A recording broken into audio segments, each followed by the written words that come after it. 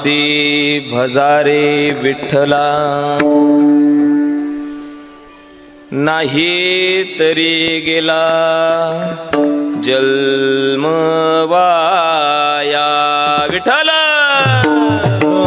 विठ्ठल विठ्ठल विठ्ठल बोला पुंडलिक वरदा हरी विठ्ठल.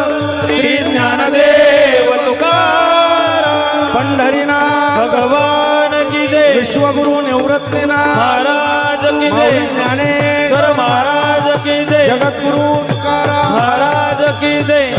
विठ्ठल विश्वगुरु निवृत्तीनाथ महाराज की जय.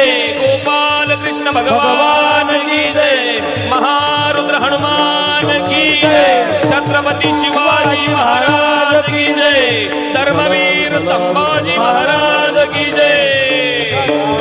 विठ्ठल विठ्ठल विठ्ठल विठ्ठल विठ्ठल विठ्ठल विठ्ठल विठ्ठल विठ्ठल.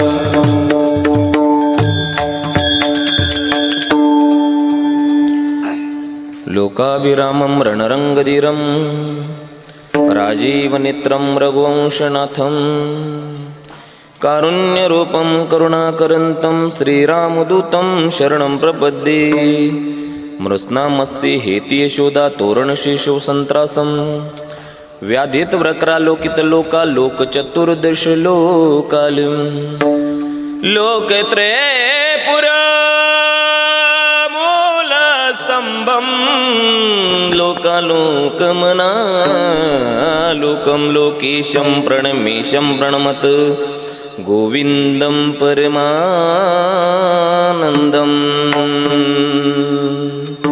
यं प्रव्रजनन्तनुपे तमपेति कृत्यं द्वैपायनो विरह कातर्वाजुहाव. पुत्रेति तन्मयतया तर्हि विनेदुस् तं सर्वभूतां हृदयं मुनिमान् तस्मै. भीमातीरनिवासिया पंढरपुरवासिया पांडुरंग प्रकाशिया विठ्ठलाय नमो नमः. तू प्रथम नमन पांडुरंगा करू प्रथम नमन करू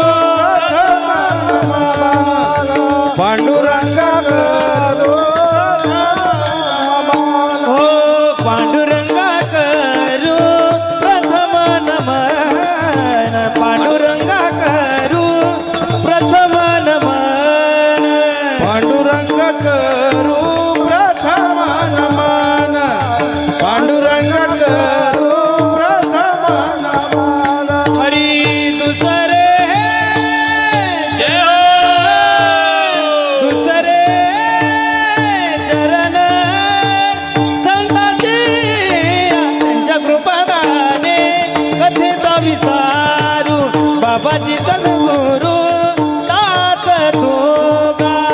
दुसरे संतांची त्यांच्या कृपादाने कथेचा विसारू बाबाजी सद्गुरु दास तुका. पांडुरंगा करू प्रथम नमन दुसरे चरण संतांचिया त्यांच्या कृपादानी कथेचं विस्तरू बाबाजी सद्गुरुदास तुका. जयांचे केलिये स्मरण होय सकल विद्येंचे अधिकरण तेची वंदू श्रीचरण श्री गुरूंचे ते नमस्कारुणी आता. मनोजवं मारुततुल्य वेगं जितेंद्रियं बुद्धिमतां वरिष्ठं वातात्मजं वानरयुतमुख्यं श्रीरामदूतं शरणं प्रपद्ये. प्रस्तुत प्राप्त प्रसंगी आज या ठिकाणी आपण काय कारणास्तव जमलेलो आहोत आपल्याला सगळ्याला ज्ञात आहे. तरीसुद्धा वक्ताचं आद्य कर्तव्य म्हणून मोठ्या अट्टहासानं भव्यदिव्य हा मंडप, साऊंड सिस्टीम, ही महाराज मंडळी, कीर्तनकार महाराज, विणेकरी महाराज, मृदंगाचार्य, चोपदार, टाळकरी आणि तुम्ही सगळे का जमलो आहोत या ठिकाणी आपण. तर आपल्याला माहिती आहे की एका वर्षापूर्वी या बानगुडे परिवारावर मला मोठा दुःखाचा डोंगर कोसळला होता. आणि कुठं पुढं जाऊन त्या दुःखाचं निवारण झालं होत आहे. ज्या व्यक्ती त्या परिवारातून निघून गेल्या त्या व्यक्तीची भर कधी निघत नसते. पण भगवंतानी एक सुंदर असं वरदान माणसाला दिलेलं आहे.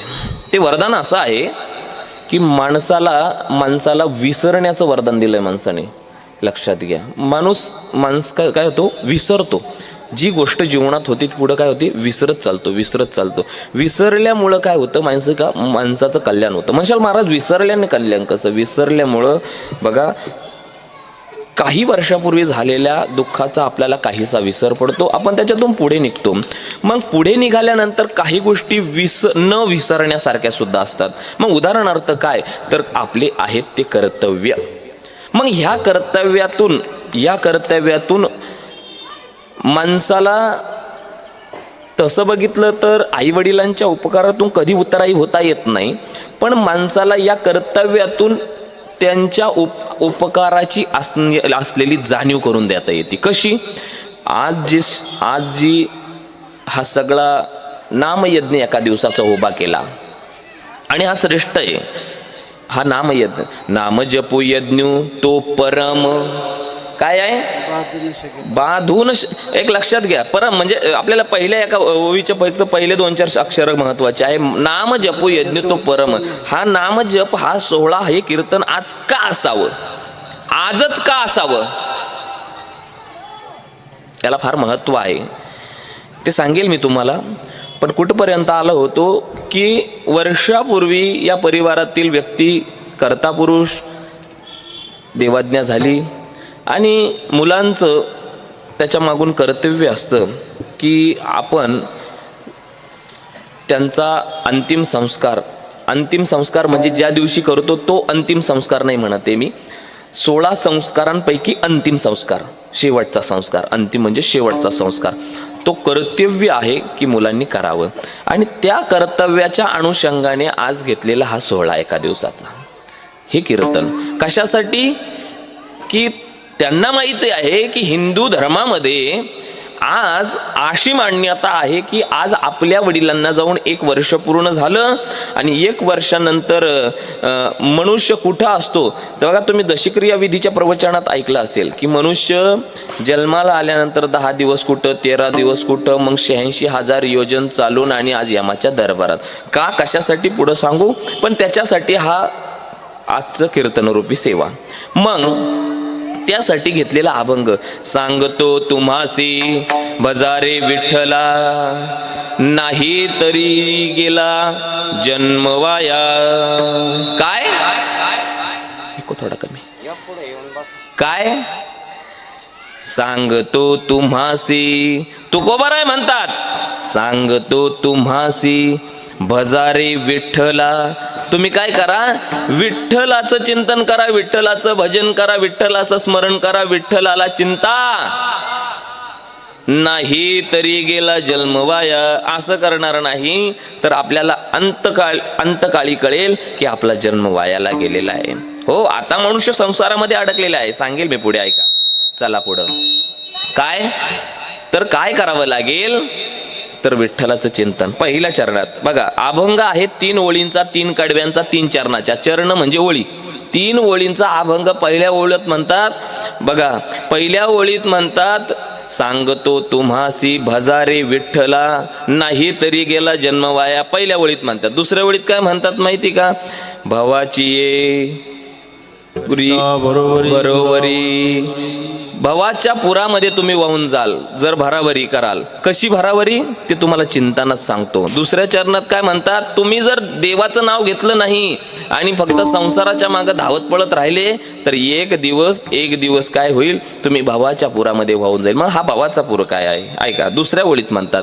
आणि तिसऱ्या ओळीत म्हणतात, तुकाराम महाराज विठ्ठलाची शपथ घेतात तिसऱ्या ओळीत.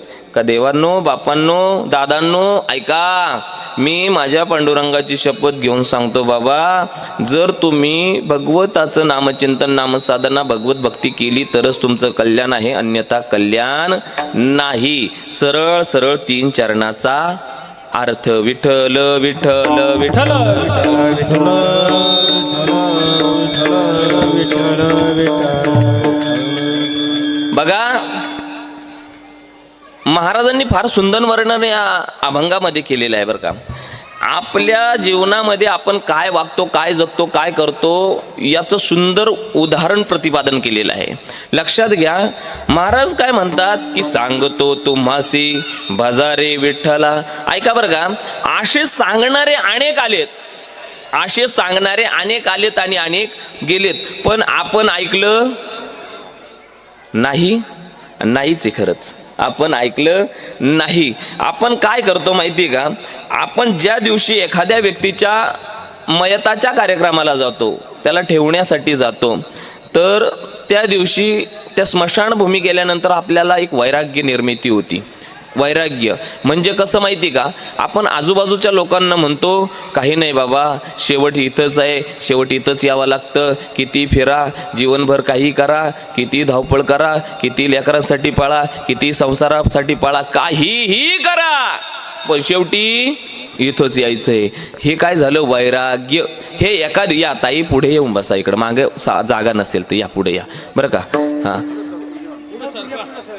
या पुढे या, पुढं सरकून बसा. पुढच्यांनी पुढं सरका इकडं. विठ्ठल विठ्ठल विठ्ठल या पुढे या. या या पुढे या. विठ्ठल विठ्ठल विठ्ठल विठ्ठल विठ्ठल विठ्ठल विठ्ठल विठ्ठल. हां, लक्ष द्या, ऐका. बघा, आपल्याला सांगणारे भरपूर आले, पण आपण कुणाचं ऐकलं नाही. आपल्याला काय वाटतं माहिती का, जर सुदर्शन महाराज या ठिकाणी उभे राहिले आणि आज आपल्याला सांगत आहे भजन करा, भजन करा, देवाचं नामस्मरण करा, चिंता चित्ता समख्याता बिंदू मात्रे विशेषता. ए बाबा, अरे चिंता आणि चित्तामध्ये फक्त एका टिंबाचा फरक आहे. काय फरक आहे दादा, आई ऐका बरं का. चिंता शब्द ऐकला ना आपण, चिंता, आणि दादा शब्द ऐकलाय आपण चिता. चिता कुठं असते, माणसाला जाळण्यासाठी असते ती चिता. आणि चिंता कुठं असते माहिती का, माणसाच्या अंतःकरणामध्ये असते, त्याला काय म्हणतात, चिंता म्हणतात. चिंता आणि चिता या दोघं शब्दांमध्ये फक्त एका टिंबाचा फरक आहे. चीवर टिंब दिला का त्याचा काय होतो, चिंता. सांगू का तुम्हाला, चिंता चित्ता समख्याता बिंदू मात्रेन विशेषात. बिंदू मात्रेन विशेषता, फक्त एक बिंदूचा फरक आहे. बिंदू मात्रेन विशेषतः निर्जीवम दहते. काय, निर्जीवम दहते चिता, सजीवम दहते चिंता. अरे बाबा, सजीव माणसाला जाळते. कोणत्या माणसाला, जिवंत माणसाला जाळते, तिचं नाव चिंता, आणि मेलेल्या माणसाला जाळते, त्याचं नाव चिता. फक्त एका टिंबाचा फरक आहे. म्हणून चिंता करण्यापेक्षा जिवंतपणी चिंता करण्यापेक्षा चिंतन केलेलं कधीही बरं. म्हणून चिंतन करावं. मग काय असतं माहिती का, आम्ही जर इथं वरायलो सांगितलो, बाबांनो ऐका रे, दादांनो, आई ताई बाई ऐका, सगळ्यांनी देवाचं नामस्मरण करावं, ते चांगलं आहे, जीवन चांगलं जातं, जीवन सुरळतं, असं तसं तसं. इथं बसलेले काही बादर काय म्हणते माहिती का, हे त्यांचे धंदे सांगायचे, हे धंदे त्यांचं कामच ते. आपण आपलं चालू ठेवा. पण एक सांगू का, संसारामध्ये एखाद्या माणसाने वरबोट करून सांगावं की मी सदैव सुखी आहे. संसार हा सदैव सुखी नाही. याच्या उलट चाला, आमच्या परमार्थात या सदैव सुख आहे, सदैव सुख आहे. परमार्थामध्ये सुख आहे, संसारामध्ये सदैव सुख नाही. जो देखे सो क्या बात, दुखिया बाबा, सुखिया कोई नहीं रे. जो देखे सो दुखिया बाबा, सुखिया कोई नहीं रे. जो देखे सो दुखिया बाबा, सुखिया कोई नहीं रे. जो देखे तो दुखिया बाबा, सुखिया कोई नहीं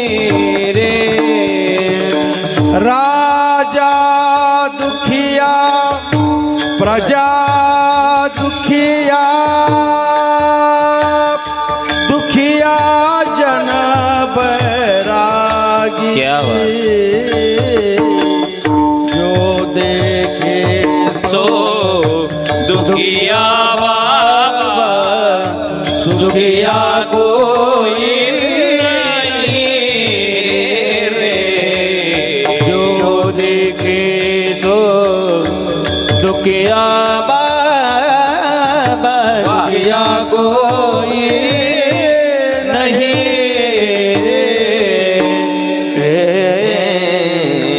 विठ्ठल विठ्ठल विठ्ठल विठ्ठल विठ्ठल विठ्ठल या विश्वामध्ये सगळे दुखी आहेत, फक्त दिसताना आपल्याला दुसरा सुखी दिसतो. काय असतं, दुसऱ्याच्या ताटामध्ये वाढलेलं जास्त दिसतं आपल्याला, आपल्याकडचं नेहमी कमी दिसतं. कसं सांगू का, बाबांनी गोड प्रमाण दिलं. जो देखे सो दुखिया बाबा सुखिया कोई नहीं.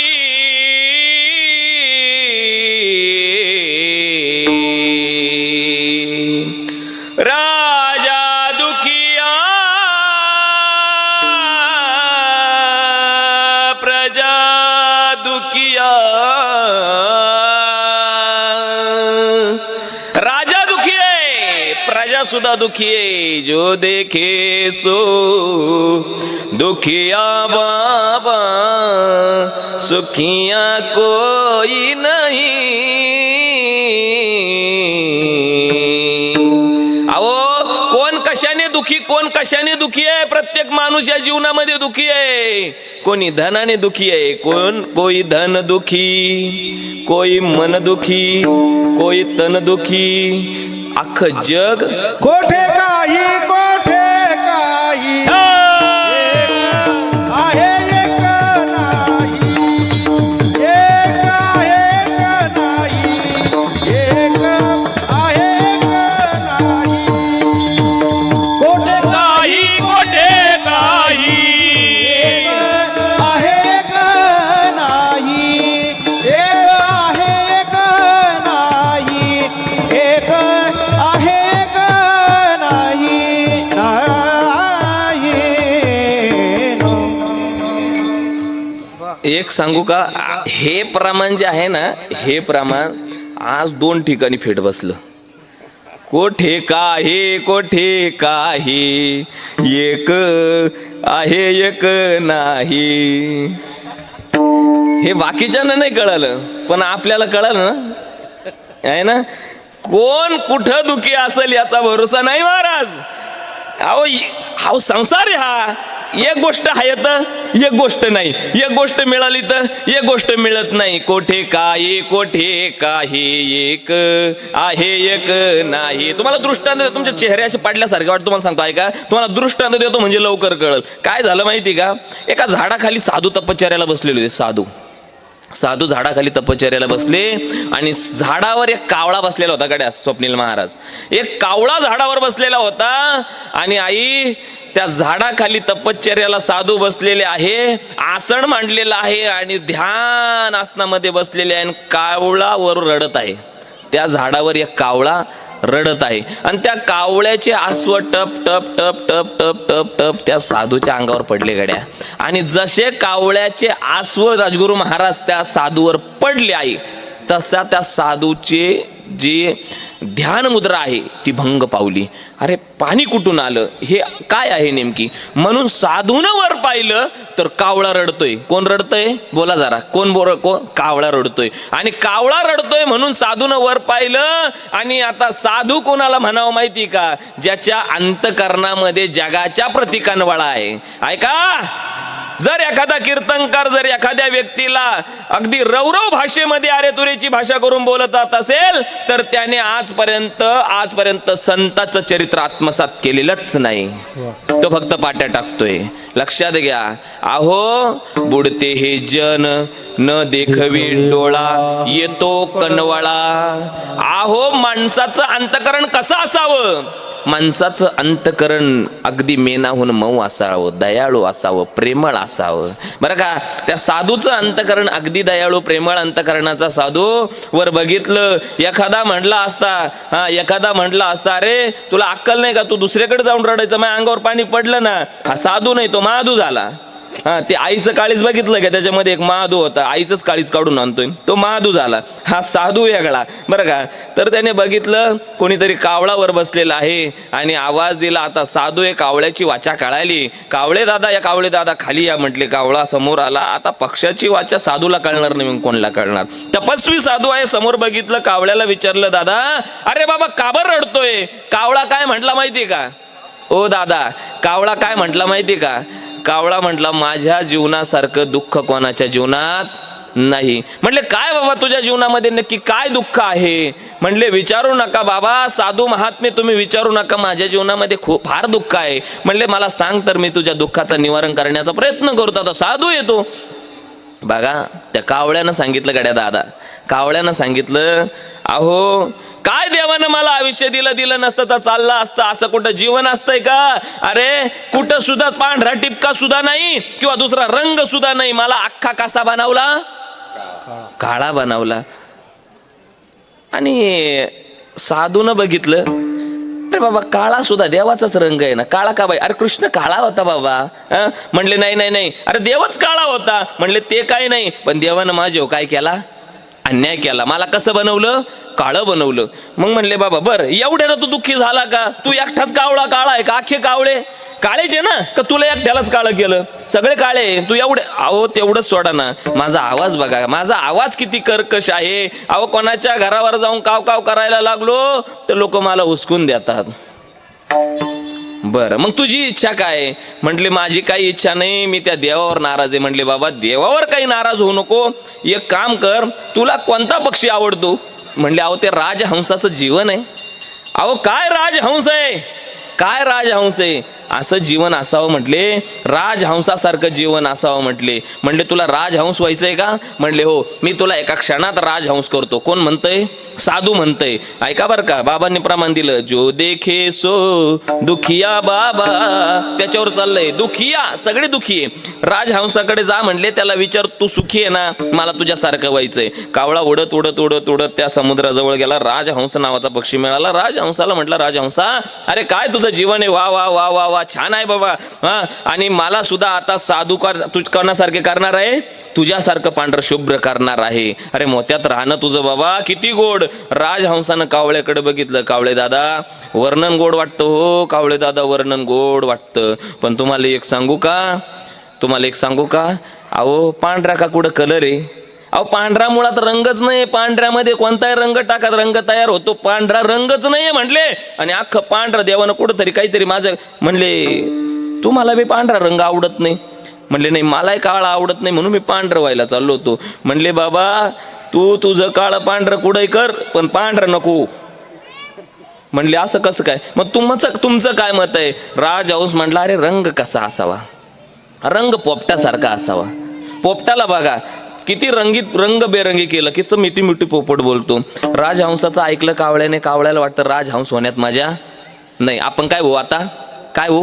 पोपट हो. पोपटाकडे गेला. पोपटाला विचारलं, पोपट दादा अरे किती गोड तुम्ही मिठू मिठू बोलतात, कसं लोक तुम्हाला घेऊन जातात, काय तुमचं जगणं आहे, काय तुमचा पोपटी रंग आहे, काय तुमची चोच आहे, आता मला पोपट व्हायचं आहे. पोपट म्हणलं, कावळ्या अरे येड्या तू काही वय पण पोपट नको. ते म्हणले का बरं पोपट नको? अरे येडाय का, एवढं सुंदर रूप आहे, एवढा सुंदर रंग आहे, एवढी सुंदर चोच आहे, एवढा गोड मधुर आवाज आहे. अरे पण लोक येतात कधी चोरून घेऊन जातात, पिंजऱ्यात टाकून देतात.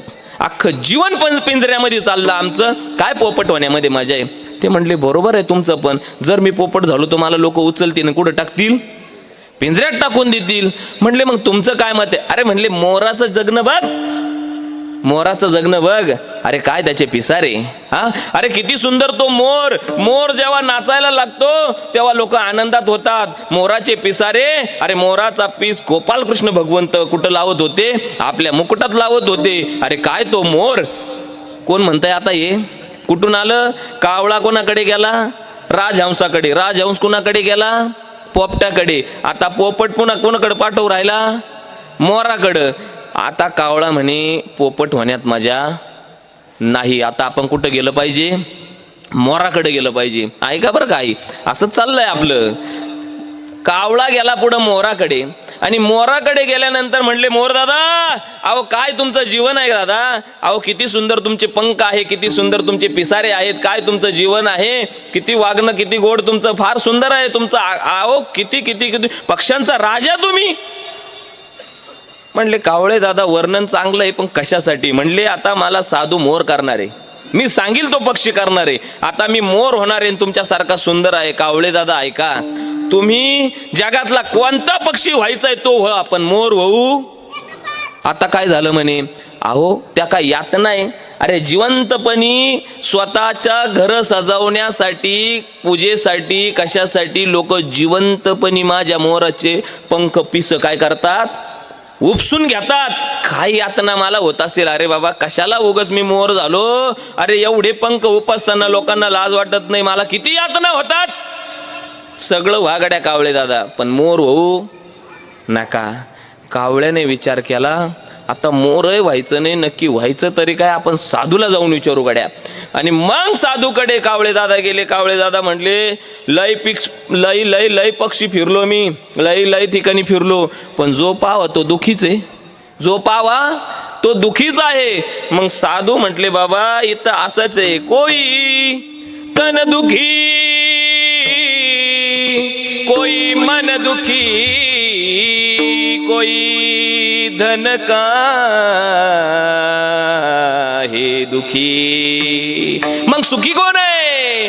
सुखी हरि के दास, सुखी हरि के दास, सुखी हरि के दास, सुखी हरि के दास, सुखी हरि के दास, सुखी हरि के दास, सुखी हरि के दास, सुखी हरि के दास. फक्त हरीचे दास या जगामध्ये सुखी आहे. म्हणून तू कावळान बिवळान भानगडीत पडू नको.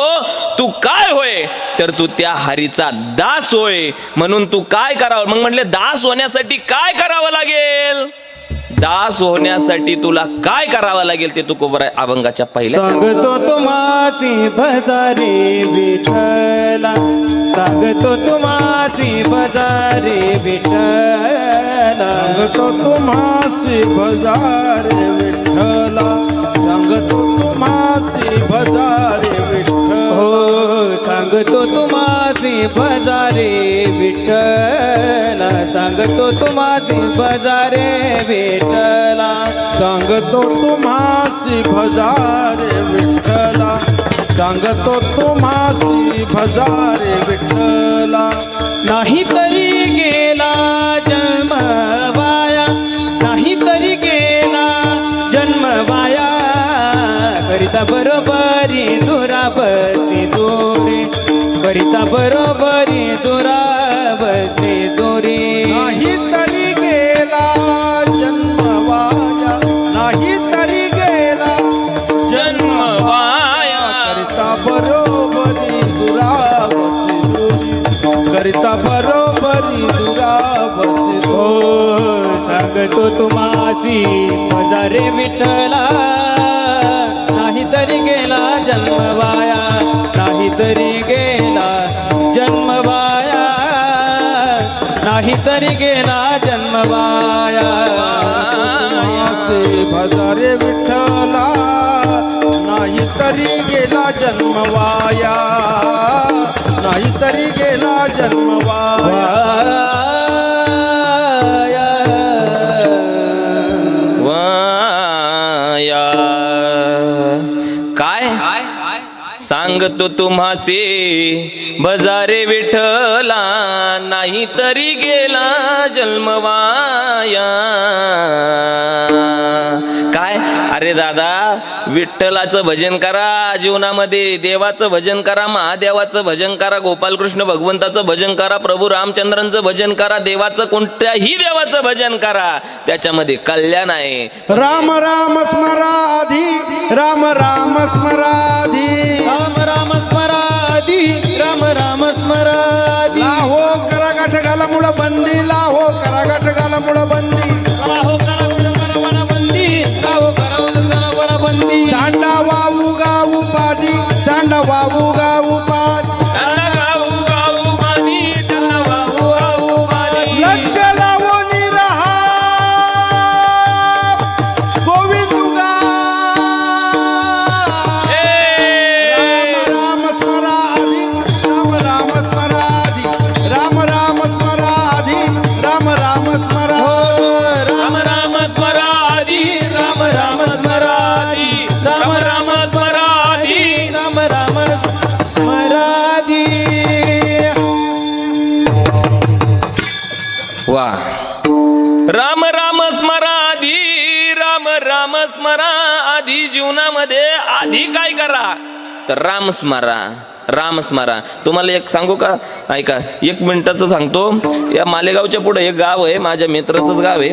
त्या गावाला कीर्तनाला गेलो दादा, गावाला कीर्तनाला गेलो, कीर्तनाला गेलो, सायंकाळचं कीर्तन होतं, दुसऱ्या दिवशी सकाळी काला होता त्याच गावामध्ये. रात्री झोपलो आणि झोपल्याच्या नंतर रात्री 2 वाजता लोकांचा गलबलाट झाला. गड्या लोक गागायला लागले, काय झालं काय झालं काय झालं. तर बाजूच्या घरामध्ये एक म्हातारी आजी जाऊराव होती बरं का, स्वप्नील महाराज. म्हातारी आजी जाऊराव होती. मी गेलो आणि तिथं माणूस जायला लागले, काय करत्या माहिती तुम्हाला, त्याला काय करत्या, त्याला खाली घ्या, म्हणजे वर झोपू देत नाही. कशावर, हां खाली घ्या, खाली जमिनीवर घ्या, जमिनीवर घ्या. किती श्रीमंत असू द्या, त्याला जमिनीवर घेतलं. त्या म्हातारी आजीला जमिनीवर घेतलं आणि ते म्हणे आता आजी जाणार आहे, आजी जाणार आहे म्हणून आजींच्या मुलींना पटापटा फोन लावून बोलून घ्या म्हटल्यानंतर जवळच्या गावांमध्ये दिलेल्या होत्या. फोन लावला, बोलावला. तेवढ्या वेळामध्ये आजीचा नड वाजायला लागलं. मारायच्या आधी नड वाजत नाही तुम्हाला, माणूस मृत्यू होतो त्याच्या अगोदर लागलं नड वाजायला. आता ती आजीची मुलगी तिकडून धावत आली.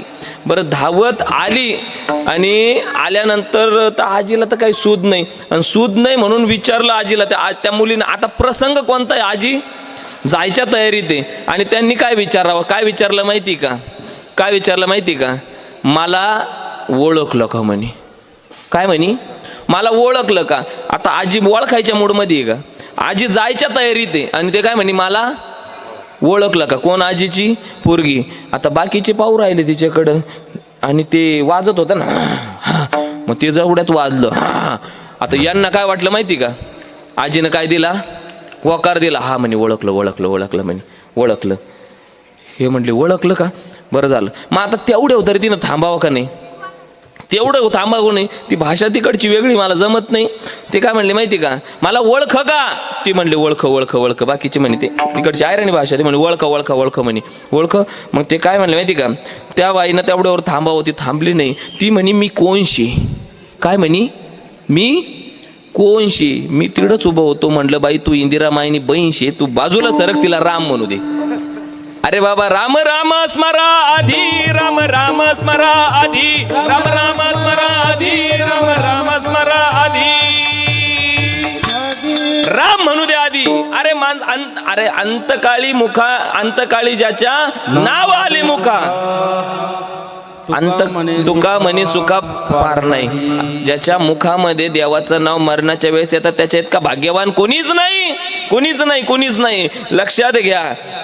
त्याच्यापेक्षा माणूस काय करतो माहिती का, भरोभरी करतो. आपण एक जुनी म्हण आहे, किती चाल भराभर दोन्ही पाय बराबर. तुम्ही किती पळा, कितीही कष्ट करा, कितीही धावा, देव तुम्हाला तिथंच पोहोचवणार आहे जिथपर्यंत तुम्हाला पोहोचवायचंय. तुम्हाला काय करायचं ते करा, पण तुम्ही तिथंच पोहोचणार आहे जिथपर्यंत तुम्हाला तो घेऊन जाणार आहे. एक दिवस त्याने आवाज दिला का तुटला आयुष्याचा धोरण, वावगा एवढा पसारा. आपलं आवरायचं आणि निघून जायचं. आपण जोपर्यंत मरत नाही, जीवन जगत असताना माणसाला असं वाटतं की मी मरणारच नाही, आणि मरल्याच्या नंतर असं वाटतं की मी कधी जगलोच नाही. लक्षात घ्या. म्हणून नाही हे नंतर बघा ते, आता काय असेल ते कीर्तनानंतर. बसा कीर्तनात डिस्टर्ब होतो, खाली बसून घ्या. विठ्ठल विठ्ठल विठ्ठल विठ्ठल विठ्ठल विठ्ठल विठ्ठल विठ्ठल विठ्ठल विठ्ठल. याच्याने काय मिळणार आहे? याच्याने फक्त जीवनामध्ये दुःख मिळणार आहे. सांगू का तुम्हाला दुःख कसं मिळणार आहे? आमचं गाव चांदवड आहे आणि चांदवड जवळ आहे ना एक इच्छापूर्ती गणेशाचं मंदिर आहे. चांदवडच्या थोडं पुढं गेलं का इच्छापूर्ती गणेशाचं मंदिर आहे आणि इच्छापूर्ती गणेशाच्या मंदिरापासून 2-3 किलोमीटरवर आमचं घर आहे. 2-3 किलोमीटर पुढं तुम्ही जर कधी गेलात तरी या चहा घ्यायला. हां, तर तिथं जवळच हा मात्र आम्हाला म्हणशील एवढं सांगितलं गणपतीचं मंदिर आणि घर आणि परत म्हणले नाही चहा प्यायला बॉस, असं नको व्हायला म्हणून आधीच सांगून दिलं आले कधी तर या बॉ चहा घ्यायला. तिथं घर आहे आमचं आणि घर गावात आहे. चुलते आणि आमचे वडील एकत्र होते, एकत्र कुटुंब होतं. परिवार मोठा झाला नंतर शेतामध्ये राहायला जावं लागलं आणि शेतात गेले वडील राहायला, चुलते तिथंच राहत होते. आणि बाजूचं घरातून वडील बाजूला निघून गेले शेतात राहायला म्हणून ते घर काय झालं पडीत पडलं. तुमच्याकडे पडीत म्हणता ना, पडीत म्हणजे जी रिकामी खोली ती काय झाली पडीत पडली. ते घर पडीत पडलं म्हणजे त्याच्यामध्ये कोणी राहत नाही आणि ज्या घरात कोणीच राहत नाही त्याच्यात कोण राहतं तुम्हाला माहिती का? कोण राहतं? ज्या घरात कोणीच राहत नाही त्या घरात कोण राहतं? भूत. काय करावं, कुठं घेऊन जावं? उंदीर राहत्या, उंदीर. भूत गाजे भूत, भूत बीत काही नसतं. हे माणसातले भूत असतात फक्त, भूत वगैरे काही नसतात, माणसातलंच भूत असतात फक्त. एक सांगू का तुम्हाला, लय लोक म्हणतात मांजर आडवी गेल्यानं काम होत नाही, पण एक वाक्य तुम्हाला सांगून जाईल दादा, अहो मांजर आडवी गेल्याने काम होईल किंवा नाही होणार याची मी शाश्वती घेत नाही, पण माणूस जर आडवा गेला तर 100% काम होणार नाही. माणूस आडवा गेला तर कामच होत नाही. मांजर जर आडवी गेली तर एक वेळेस काम होऊन जाईल. किती बरोबरी करा, मी तुम्हाला दृष्टांत सांगायला सुरुवात केली होती, कितीही जीव काढा काही करा तुम्ही तिथंच पोहोचणार आहे, तिथं भगवंताला पोहोचवायचंय. एक सांगू का, लंकापती रावण होते. रावणाने महादेवाच्या लंकेची पूजा केली, महादेव प्रसन्न झाले, म्हणले काय पाहिजे? म्हणले मला काय पाहिजे? लंकाच पाहिजे. लंकाच मागून घेतली. सुवर्णाची लंका ही पार्वती माताच्या अट्टहासास्तव महादेवाने तयार केली होती फक्त पार्वती मातेसाठी. आणि पूजा करायला रावणाला बोलावलं, पंडित हुशार होता, रावण बनवलं. रावणाने काय केलं? लंकाच मागून घेतली. महादेवा संघ गेम केला. महादेव म्हटलं बस रे पठ्ठ्या, म्हणजे मी तुला पूजेला बोलवलं आणि दक्षिणा माग म्हटले, तू काय मागितलं? लंकाच मागून घेतली. पण महादेव कसा भोळा, महादेवाने लंका देऊन टाकली. गड्या आई, लंका देऊन टाकली. पण तुम्हाला सांगू का, पुन्हा या बजरंग बलीच्या अवतारानं आले आणि लंका जाळून टाकली. एक लक्षात घ्या, देव तुम्हाला तिथंच पोहोचवणार आहे जिथपर्यंत तुम्हाला पोहोचू द्यायचंय. त्याने ठरवलं ना, लंका दिली होती, पण जाळणारा सुद्धा रुद्राचा अवतारच होता, दुसरा कोणी नव्हता. लक्षात घ्या, एक लक्षात घ्या, कितीही बरोबरी करा तुम्ही, कितीही श्रीमंत झाले, कितीही सोनं नाणं खरेदी केलं तरी रावणा इतकं सोनं तुम्ही खरेदी करणार नाही. एक लक्षात घ्या, रावणा इतकं आई सोनं तुम्ही खरेदी करणार नाही. रावणाचं सोडा ना, अहो रावणाची जरी लंका सोन्याची होती, देवाची बी नगरी सोन्याची होती ना, देवाची द्वारका सोन्याची होती आणि रावणाची लंका सोन्याची होती. एकाची बुडाली आणि एकाची जळाली. जाळी लंका धन्य धन्य म्हणे तुका, धन्य धन्य म्हणे तुका, धन्य धन्य म्हणे तुका.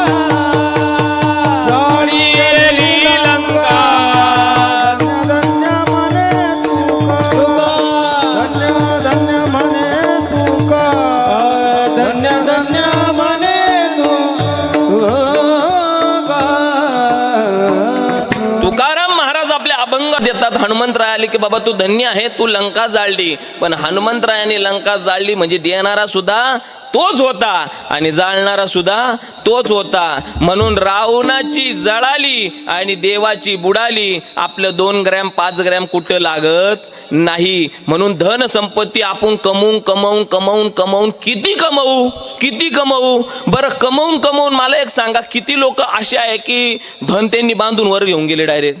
नाही. पोटाभरतं धन असावं तुकोबर आहे म्हणतात, धन म्हणजे पुरुषार्थ आहे. हा, धनवंतरा लागी सर्व मान्यता आहे जे की धन असावं, पण नुसतं धनवानच नसावं. तुम्ही कितीही धन धन धन धन जीवनभर करा, पण आयुष्याच्या शेवटी तुमच्या नावापुढं निधनच लिहिल्या जाईल. का एखादा गेल्यानंतर धनवान लिहिता का? काय लिहिता? निधन. तुका म्हणे धन भाग्य अशाश्वत जान, क्या बात. भाग्य अशाश्वत जान, भाग्य अशाश्वत जान. तुका म्हणे धन भाग्य अशाश्वत जान. हे भाग्य नाही, अशाश्वत भाग्य आहे. कसं? धन हे शाश्वत नाही आहे हो, शाश्वत भगवंत आहे, हे अशाश्वत आहे. मग पुढं चाला, लक्षात घ्या. मी तुम्हाला सांगायला सुरुवात केली होती की चांदवड तालुक्यामध्ये गणपती मंदिर आहे. गणपती मंदिराच्या जवळ आमचं घर आहे. एक घर पडीत पडलं आणि पडीत पडलेल्या घरात उंदरं झाले काही, बरं का. ऐका, उंदीर फार मोठा इंजिनियर आहे बरं का. ऋषी दादा उंदीर फार मोठा इंजिनियर आहे. इंजिनियरला सांगा, आत्ताच्या इंजिनियरला, एखादा असाल तर राग येऊ देऊ नका, आत्ताच्या इंजिनियरला सांगायचं इथून होल मारायचं आणि आमच्या योगेश दादाच्या अमोल दादाच्या घरात काढायचं. म्हणजे सांगायचंय फक्त, त्याला मारायला नाही लावायचं डायरेक्ट, पण तो दुसऱ्याच्याच घरात घालील कंप्लीट होल. आत्ताची इंजिनियर. पण उंदराला सांगायचं इकडच्या घरातून होल मार आणि बरोबर शेंगाच्या पोत्याखाली काढ. 1 इंच जर इकडं तिकडं झालं तर आपलं नाव बदलून ठेवा तुम्ही. इंजिनियर आहे उंदीर, फार मोठा इंजिनियर आहे हो. ऐका, त्या उंदरांनी काय करावं, शेजारच्या घरामध्ये राहतं घर होतं, तिथं घडुशी होती. घडुशी कळती ना तुम्हाला, गावाला आहे घडुशी अजून, पण इकडं काही नाही बरं का. घडुशी होती, घडुशी खाली टोपलं होतं, टोपल्यामध्ये गाजरं होती. काय होते? लक्ष द्या, शेवटचं दृष्टांत सांगतो. टोपल्यामध्ये गाजरं होते आणि तिकडून होल मारलं. होल मारल्यानंतर घडुशी खाली उंदीर निघाला आणि घडुशी खाली काय होतं? टोपलं. आणि टोपल्यात काय होते? गाजरं. त्या उंदराने एक गाजर घेतलं. बरं, आता पहिल्यासारखे गावठी गाजरं राहिले नाही. गाजरं कशी झाली? हायब्रिड झाली. हायब्रिड हे मोठे मोठे गाजरं झाले. आता उंदीर होता एवढा आणि गाजर होतं एवढं मोठं. उंदरानं काय करावं आई? उंदरानं ते गाजर धरलं आणि ओढत ताडत, आता बिळ काय सरळ होता का? बीळ वाकडा तिकडा होता. त्या बिळातून असं वाकडं तिकडं वाकडं तिकडं वाकडं तिकडं होत होत होत होत होत ते गाजर तिकडच्या घरात घेऊन गेला. फार त्रास झाला उंदराला ते गाजर नेताना, फार त्रास झाला. पण उंदराने ते गाजर नेलं. कारण प्रश्न कशाचा होता? कशाचा होता? बोला, पोटाचा होता. ऐका बरं का, उंदराने ते गाजर नेलं. मग आता उंदराने काय करावं? मला उत्तर तुमच्याकडून पाहिजे. मी कोणाचं कीर्तनात अपमान करत नाही. बोला, आता उंदराने काय करावं? ते गाजर म्हणजे तुम्हाला काहीच माहीत नाही का? काय म्हणजे काहीच नाही का बुवा? असं मी काय म्हणतोय, काही असं तेलगू नाही ना आपण? म्हणजे मला नंतर कळायचं का तेलगूमध्ये कीर्तन करायचं होतं. नाही, मला येते ती भाषा, तसं काही नाही. तुम्ही म्हणशाल इंग्रजी, तुम्ही म्हणशाल हिंदी, तेलगू, गुजराती, सगळ्या भाषा आहेत मला, पण तुम्हाला समजल्या पाहिजे, आहे का नाही? हां, तुमची भाषा मराठीची सगळीची. हां, ऐका काय म्हणतोय मी. त्या उंदरानं काय करायला पाहिजे? बोला की उंदरानं गाजर खायला पाहिजे होतं, पण उंदरानं तसं केलं नाही दादा. उंदरानं गाजर खायला पाहिजे होतं, पण उंदरानं गाजर खाल्लं नाही. उंदराने एक डोक्यात घेतलं, तिकडं अजून काय आहे? गाजर आहे. त्या उंदराने पुन्हा त्या बिळातून एंट्री केली, पुन्हा तिकडच्या घरात निघाला, पुन्हा गाजर धरलं. काय म्हटलं मी? पुन्हा गाजर घेतलं, पुन्हा ते गाजर ओढत ओढत ओढत, गाजर एवढं मोठं, उंदीर बारीक, बीळ बारीक, त्याच्यात बीळ सरळ नाही, ओढत ओढत ओढत ओढत ओढत ओढत कुठं नेला? बर, आता तरी उंदराने गाजर, तरी उंदरानं गाजर खाल्लं नाही. उंदराचं सांगतोय. उंदीर पुन्हा गाजर घ्यायला गेला. उंदीर गाजर आणण्यावर उंदराचं लक्ष होतं, खाण्यावर नाही. पण पहिल्यांदा गेला कशासाठी होता? पोटासाठी. लक्षात घ्या, उंदराने एका मागून एक गाजर, उंदराचं सांगतोय, उंदराने एका मागून एक गाजर आणून इकडं बँक भरली. काय भरलं? घर भरलं. बँक नाही, काय भरलं? घर भरलं. उंदराचं सांगत होतो. उंदराने गाजर आणून इकडं काय भरलं?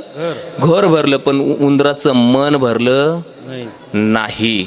उंदराचं घर भरलं गाजरांनी, पण उंदराचं मन भरलं नाही. आणि हा सगळा प्रकार एक बोका पाहत होता. कोण पाहत होता? उंदराचं त्याचं चालू आहे आणि हा बोका त्याच्याकडे लक्ष देऊन होता. उंदीर काय करतोय, उंदीर तिकडे जातो, गाजर घेऊन येतो, इकडे ठेवून देतो. उपाशी तापाशी उंदीर उंदीर उंदीर उपाशी तापाशी उंदीर काय करतो, गाजरं आणतो. गाजरं खात नाही. गाजरानं उंदरानं काय भरलं, घर भरलं. आणि हे सगळं एक बोका पाहतो. आता बोक्याने काय करावं, काय केलं माहिती का? पाहतो उंदीर घेऊन जाये बोका, तैसा काळ लोकाने तसे, तैसा काळ लोकाने तसे, तैसे काळ लोकांनी तसे, तैसा काळ लोकाने तसे. पाहतो उंदीर घेऊन जाये बोका, पाहतो उंदीर घेऊन जाय बोका, पाहतो उंदीर घेऊन जाये बोका. पाहतो उंदीर घेऊन जाय बोका, तैसा काळ लोकाने तसे. काळ लोकांनी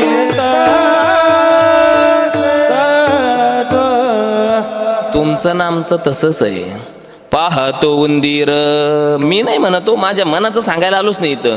पाहतो उंदीर घेऊन जाये बोका. अहो उंदराचं लक्षच नाही, पण बोका घेऊन जातो उंदराला. पाहतो उंदीर घेऊन जाये बोका, तैसा काळ लोकानेत असे, तैसा काळ लोकानेत असे. तसा एक दिवस माणसाला काळ घेऊन जातो, जसा उंदराला बोका घेऊन जातो. वाटयाची पाही अवकाश अवकाश त्यारी अवकाश अवकाश वाट ज्याची पाही अवकाश, अवकाश वाट ज्याची पाही अवकाश. घडी घडी काळ वाटयाची पाहे, अजून किती आहे अवकाश,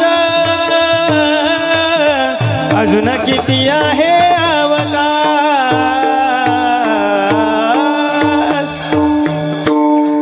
अहो काळ वाट पाहत राहतो. काय घडी घडी काळ वाटयाची पाहे, अजून किती आहे. एक लक्षात घ्या महाराज बरं का, ऋषी दादा, हे सुद्धा प्रमाण 2 ठिकाणी फेट बसलं. अजून किती आहे अवकाश, 10 मिनिटं आहे अजून. तुम्ही काही काळजी करू नका, 10 मिनिटामध्ये तुम्हाला चिंतन पूर्ण करतो आणि सेवेला पूर्ण विराम देतो. पण एक लक्षात घ्या, कितीही धावपळ करा, देव आपल्याला तिथपर्यंत आणून ठेवणार आहे जिथपर्यंत आपल्याला त्याला पोहोचवायचं आहे. म्हणून आपण म्हणू आणि आपण करू ही बात खोटी आहे, आपण धावू ही बात खोटी आहे. हे अंतिम सत्य आहे की देवाने ठरवलं तेच होणार आहे. म्हणून जास्त धावपळ करण्यात काही अर्थ नाही. अभंगाचं दुसरं करिता बरोबरी,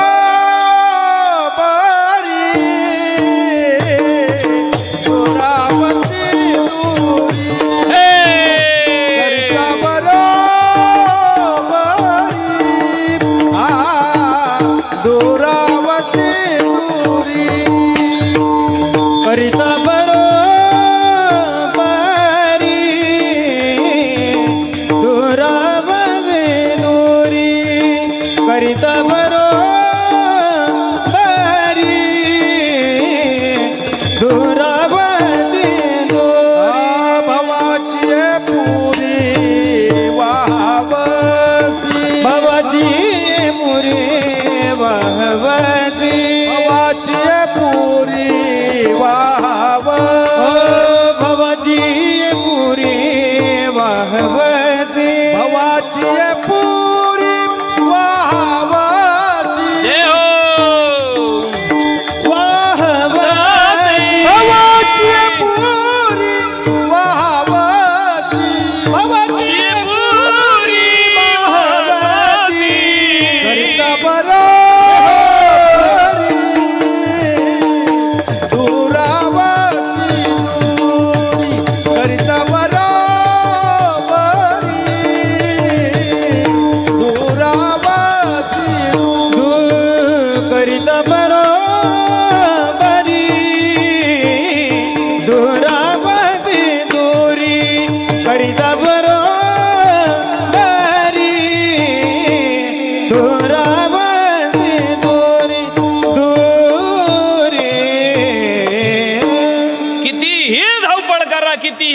करा, कितीही धावपळ करा, पण आई सांगून जाईल तुम्हाला, तुम्ही तिथपर्यंतच पोहोचणार, भगवंत तिथपर्यंत पोहोचवणार. अहो ह्या आज या ठिकाणी पोहोचण्यासाठी मी कोणाचं बोलतोय माहिती का? आता आज या घरातला करता पुरुष गेला ना, त्यांचं बोलतोय. का या ठिकाणी पोहोचण्यासाठी त्यांनी का आयुष्यामध्ये कमी 8 तास केले असतील का, कमी धावपळी केल्या असतील का, कमी धडपड केली असेल का, पण शेवटी काय आहे दादा, राहुल दादा, शेवटी काय आहे गेन टाकतो, शेवटी एकच आहे, आपल्याला हे विश्व सोडून जायचंय, हे विश्व सोडून आपल्याला जायचंय गाड्या. आता एक गोष्ट तुम्हाला सांगतो, यासाठी पण तुम्ही आता 8 तास केलाच ना, हा कार्यक्रम करण्यासाठी हे महाराष्ट्रातले नामवंत कुणी जे नाही, कधीतरी यूट्यूब उघडा तुम्ही, आणि यूट्यूब उघडल्यानंतर भरत महाराज मेटके, ऋषिकेश दादा नावं टाका तुम्ही, ही मोठ्या स्टेजची मंडळी सगळी. पण हे माझं असणारं, हे आमचे योगेश दादा आणि अमोल दादा यांच्या परिवारावर, यांच्यावर असणारं माझं नातं अटूट प्रेम आहे. आणि त्या अनुषंगाने आम्ही आजचा कार्यक्रम, कारण आता जो पर्वकाळ चालू आहे, हा फार महान पर्वकाळ आहे, कोणीच रिकामं नाही. हे लांबून लोक आले, हे रात्री सगळे 2 वाजता झोपलेले, लांबून कीर्तनावरून आले, कोणी कशावरून. ही कीर्तनकार मंडळी आहे, हे तुम्हाला गायनाला जरी तिथं असेल, कीर्तनकार मंडळी आहे. आणि राहिला प्रश्न, आपल्या नाशिक जिल्ह्यामध्ये सगळ्यात टॉपची sound system Shriram DJ sound system, सगळ्यात टॉपची, याच्या पुढे कोणीच नाही. एका कार्यक्रमाचे खूप जास्त पैसे घेतात, मी तुम्हाला आकडा सांगत नाही, पण इथं ह्या भावात आले कोणासाठी, फक्त माझ्यावर त्यांचं असलेलं प्रेम. कशासाठी प्रेम हे प्रेम माणसाला काही करायला लावतो. प्रेम माणसाला, एक सांगू तुम्हाला, नाथ महाराजांचं एक अभंग आहे, भक्ती प्रेमाविन ज्ञान नको देवा. भक्ती आणि प्रेम जर आमच्या जीवनात नसेल तर आम्हाला ज्ञान सुद्धा देऊ नको, कारण त्या ज्ञानाने काय होतं माहिती का, अभिमान नित्य नवा तया माझी. आपल्याला तिकडे जायचं नाही. आज एवढ्या वजनाची माणसं तुमच्या समोर उभे केले, यांचं वजन थोडं कमी आहे, यांचं थोडं कमी आहे, पण इकडं आहे ना, इकडं ऍडजस्ट होऊन जाईल, तुम्ही इकडं घ्या. यांचं जास्त आहे थोडंसं, आहे का नाही. यांचं 39 किलो आहे, पण आत्ताही मृदंगावर थाप टाकली तर 1 क्विंटलचा माणूस बसलेला वाटतोय तिथं. टाळी वाजवा त्यांच्यासाठी. हा, रंगकीर्तनाच्या सारख्या मोठ्या मंचांवर मंच गाजवलेला आमचे स्वप्नील महाराज रसाळ, हातात सुद्धा रसवाणी आहे, मृदंग असा गोड वाजवतात, वजन किती कमी असू द्या, पण मृदंगावरची थाप कमी पडू देत नाही. लक्षात घ्या. आमचे भरत महाराज मेटके उत्तम कीर्तनकार आहेत. ते आमचे ऋषीदादा, गायनाचं गाण म्हणजे अति गोड, त्यांना भगवंतानं सरस्वती मातेनं प्रसन्न करून आणि वरदान दिलेलं आहे. आमचे टाळकरी सगळे, आमचे बोडाई महाराज आहे, आमचे शिंदे महाराज आमचे दादा आहेत, आमचे चोपदार बाबा. लक्षात घ्या. आणि महाराष्ट्र भूषण विनेकरी पुरस्कार ज्यांना प्राप्त आहे, महाराष्ट्र भूषण विनेकरी, हे बाबाला महाराष्ट्र भूषण विनेकरी पुरस्कार प्राप्त आहे, अशी लोक या ठिकाणी उपस्थित झाले. आणि माझी माऊली यूट्यूब चॅनल हे सुद्धा या ठिकाणी उपस्थित झाले. या सगळ्या मंडळीसाठी एकदा टाळी वाजवा. एक तुम्हाला छोटासा 1 मिनिटाचा 2 मिनिटाचा दृष्टांत सांगतो आणि उत्तरार्धाकडे चालतो. लक्षात घ्या, आपण कुठपर्यंत आलो होतो, की आपण इथपर्यंत आलो होतो की नाव घ्या देवाचं,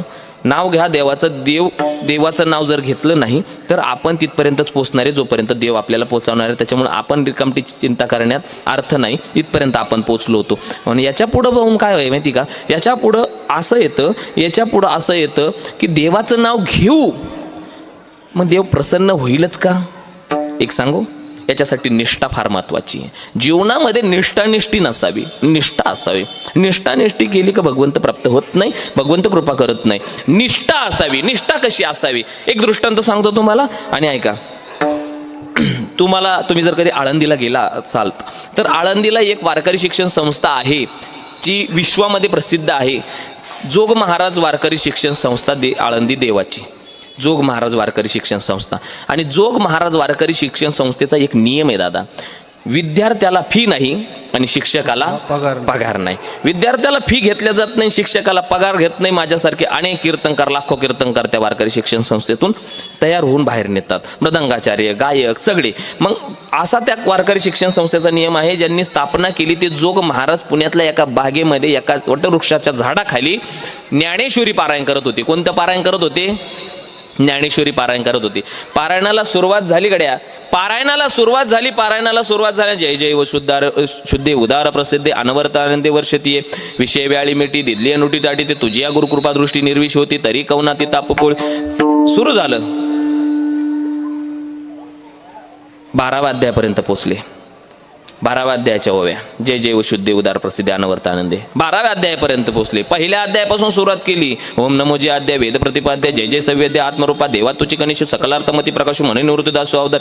पहिल्या अध्यायापासून 12व्या अध्यायापर्यंत पोहोचले आणि 3 अध्याय वाचत असताना एक गृहस्थ समोर होते. गृहस्थांनी बघितलं आणि अरे ज्ञानेश्वरीचं पारायण चालू आहे, फार सुंदर आहे. समोर उभा राहून बघितलं. 3 अध्याय झाले, 12वा अध्याय सुरू झाला. जय जय शुद्धे उदार गुरूंचं वर्णन सुरू झालं. जोग महाराजांनी ज्ञानेश्वरीवर त्या ठिकाणी वाचण्यासाठी बोट ठेवलेलं होतं आणि ज्ञानेश्वरी वाचत असताना त्या जोग महाराजांना समोरून तो गृहस्थ म्हणतोय, जोग महाराज ऐका ना, जोग महाराज अहो माझं असं म्हणणं आहे, ही ज्ञानेश्वरी फार सुंदर आहे, मला आवडली. तुम्ही ही ज्ञानेश्वरीचं वाचन माझ्या घरी जाऊन करा. काय म्हटलं? ह्या ज्ञानेश्वरी निष्ठा सांगतोय बरं का, निष्ठा सांगतोय. या ज्ञानेश्वरीचं वाचन माझ्या घरी जाऊन करा.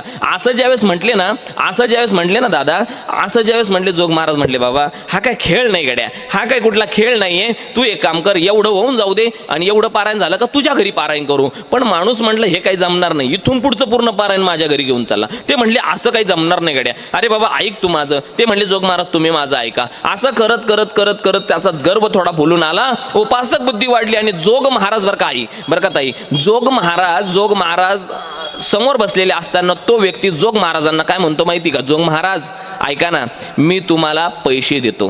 जोग महाराज म्हणले सोने चांदी आम्हा मृतिके समान, आम्हाला पैसे नको, पण मी तसं करणार नाही. ऐका ना जोग महाराज, मी तुम्हाला 1 लाख रुपये देतो. किती 1 लाख काहीच वाटू नाही राहिलं का? 100 वर्ष झाले त्या संस्थेला, तेव्हाची 1 लाख येते. ती संस्था चालू होऊन किती वर्ष झाली? 100 शताब्दी 16 झाला. 1 लाख रुपये किती वर्षापूर्वीची आई? 100 वर्षापूर्वीचे. मी तुम्हाला किती पैसे देतो म्हटला? मी तुम्हाला 1 लाख रुपये देतो. जोग महाराजांनी हात जोडले, बाबा तुझे 1 लाख रुपये मला, राहुल दादा तुझे 1 लाख रुपये मला नको. जोग महाराज ऐका ना, जोग महाराज मी तुम्हाला 2 लाख रुपये देतो. जोग महाराज आता उपासक बुद्धी वाढत चालली, 1 पाय पुढे केला 1 पाय मागे केला आणि जोग महाराजांच्या समोर उभा राहिला. जोग महाराज तुम्हाला 7 लाख रुपये देतो. जोग महाराज म्हणले तुझा रुपया नको गड्या, तुझा दमडी नको, पण मी तसं करणार नाही. ज्ञानेश्वरी माझी आई आहे आणि आईला मी विकणार नाही. अहो जोग महाराजांचं उत्तर ऐकलं, जोग महाराजांचं उत्तर आलं. उपासक बुद्धी वाढत चालली. जोग महाराज मी तुम्हाला आता 7 पोते पैशाचे देतो म्हटला. किती पोते? 7 पोते पैशाची. आता तरी जोग महाराजांच्या तोंडाला पाणी येईल असं त्याला कुठंतरी वाटलं होतं, पण अरे त्याला काय माहिती, अरे जोग महाराज येते. जोग महाराजांनी बघितलं त्याच्याकडे, त्याच्यात बुद्धीची दया आली. अरे बाळा, अरे ज्ञानेश्वरी पारायण फुकट करतो तुझ्या घरी येऊन, 7 पोत्याची गरज नाही, एवढं होऊ दे फक्त. जोग महाराज नाही म्हणताय मला? ऐका जोग महाराज, या पुणे प्रांतामध्ये, या पुणे नगरीमध्ये, या संपूर्ण विभागामध्ये, या महाराष्ट्रामध्ये, या भारतामध्ये, या विश्वामध्ये जोग महाराज तुम्हाला 7 पोते पैशाचा देणारा मी एकटा पठ्ठ्या आहे. जोग महाराज कोण आहे? मी एकटा पठ्ठ्या तुम्हाला 7 पोते पैशाचा देणार आहे. माझ्यासारखा दुसरा श्रीमंत कोणी नाहीये. ऐका बरं का, जोग महाराज शांत चित्ताने ऐकून घेतलं. आई साधू आहे, उत्तर ऐका साधूचं. त्या पठ्ठ्याचा 1 पाय पुढे 1 पाय मागे जोग महाराजांना म्हणतो तुम्हाला 7 पोते पैशाचे देईल. जोग महाराजांनी उत्तर दिलं, ऐक रे पठ्ठ्या, या पुणे नगरीमध्ये, या पुणे प्रांतामध्ये, या विभागामध्ये, या नगरीमध्ये, या महाराष्ट्रामध्ये, या भारतामध्ये, या विश्वामध्ये तुझ्या 7 पोत्याला लात मारणारा जोग महाराज सुद्धा एक. अरे बाप जोपर्यंत जिवंत आहे तोपर्यंत लेकरांचं पोरांचं चालतं बोलतं क्रेडिट कार्ड जिवंत आहे. लक्षात घ्या. म्हणून कसा असू द्या बाप असावा जीवनामध्ये.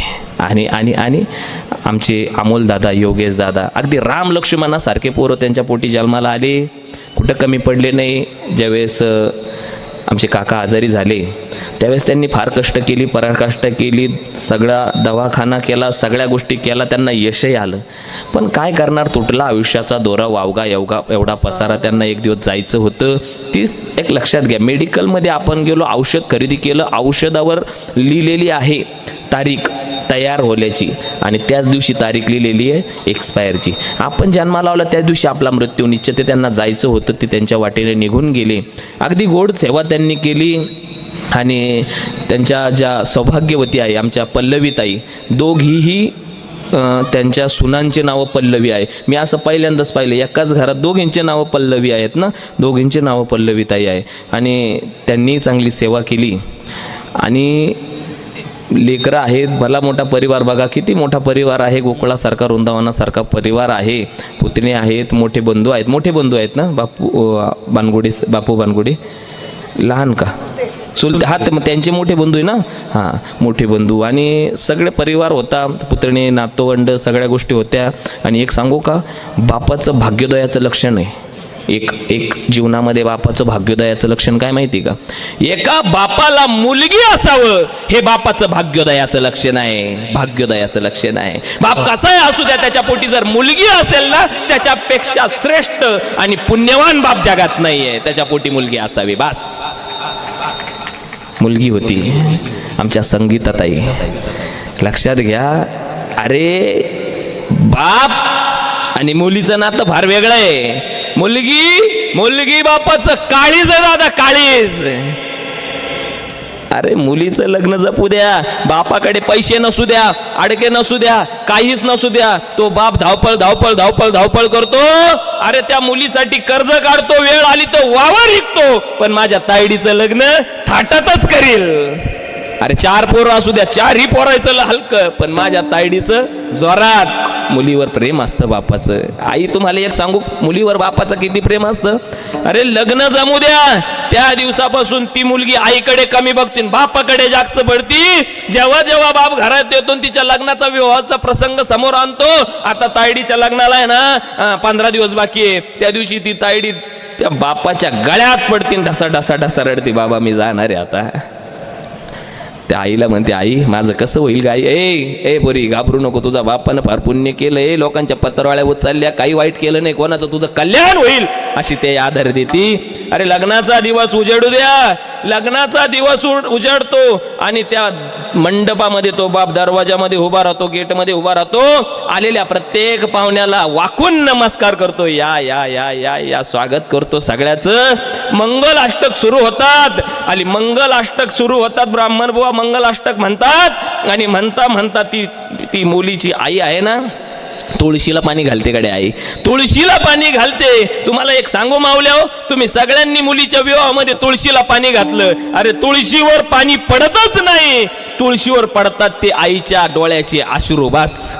कारण काळजाचा तुकडा आज दुसऱ्याच्या पदराला बांधायचा असतो, सोपी गोष्ट नाहीये दादा. अरे जन्म घेतला आपल्या पोटी, ज्या घरामध्ये रांगली, ज्या अंगणामध्ये खेळली, ते अंगण सोडून कायमचं निघून जायचं असतं. विवाह पूर्ण होऊ द्या आणि ज्यावेळेस आता ती कन्या ते घर सोडून कायमची जाणार आहे. लक्षात घ्या, बाप जीवनामध्ये 2दा रडतो. एकदा म्हणजे पोटचे पोरं ज्यावेळेस बापाला उलट उत्तर देतात आणि वेगळं निघण्याचा विचार करतात ना, त्या दिवशी बाप रडतो.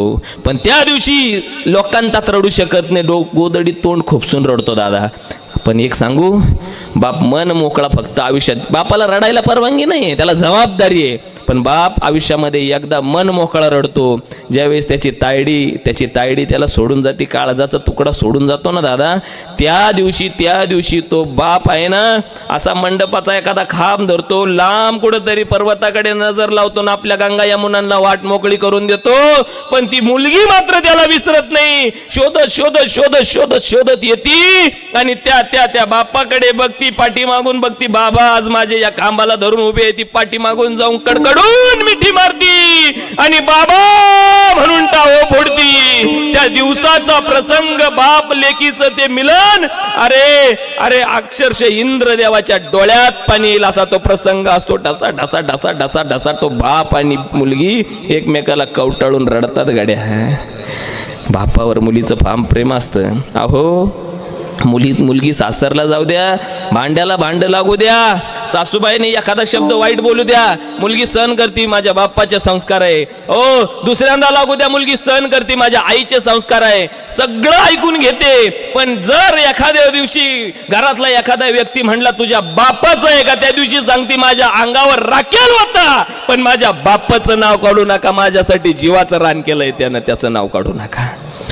मुलीला आपल्या आई बापाचा उद्धार केलेला कधीच चालत नाही, कधीच चालत नाही. ती सगळं सहन करते, पण आई बापाचा अपमान ती मुलगी कधीच सहन करत नाही. अहो म्हातारी आई होऊ द्या 70-80 वर्षाची आणि 60 वर्षाची लेक असू द्या, पण 70-80 वर्षाची म्हातारी आई त्या 50-60 वर्षाच्या लेकीची सुद्धा दिवाळीला वाट पाहते, टुकू टुकू टुकू टुकू टुकू खाटावर पडलेली असू द्या, आणि ती मुलगी येणार का नाही येणार हे तिला माहित पण नाही. पण दिवाळीचा भाऊबीजेचा दिवस उजाडल्यानंतर ती म्हातारी काढकन त्या खाटावरून उठून उभी राहती, वट्यावर जाय घरात ये, वट्यावर जाय घरात ये. आणि एखाद्या दिवशी जर तिला एखाद्या दिवाळीला जर तिची तायडी लांब येताना दिसूनच गेली, तर त्या म्हाताऱ्या बाईला, त्या आईला, त्या म्हातारीला स्वर्ग प्राप्त झाल्याचा आनंद होतो. स्वर्ग प्राप्त. ती पोरगी पुढे चालत चालत चालत चालत येते. ही म्हातारी म्हणते, तायडे अगं तू लई दिवसानं आली ग, येत जाय कधी मध्ये एखादा फोन करत जाय, हाडा मासाचं शरीर आहे, एक दिवस पडून जाईल, मरून जाईल, निघून जाईल, आई म्हणून हाक मारशील, आई भेटणार नाही, अगं भेटत जाय मला.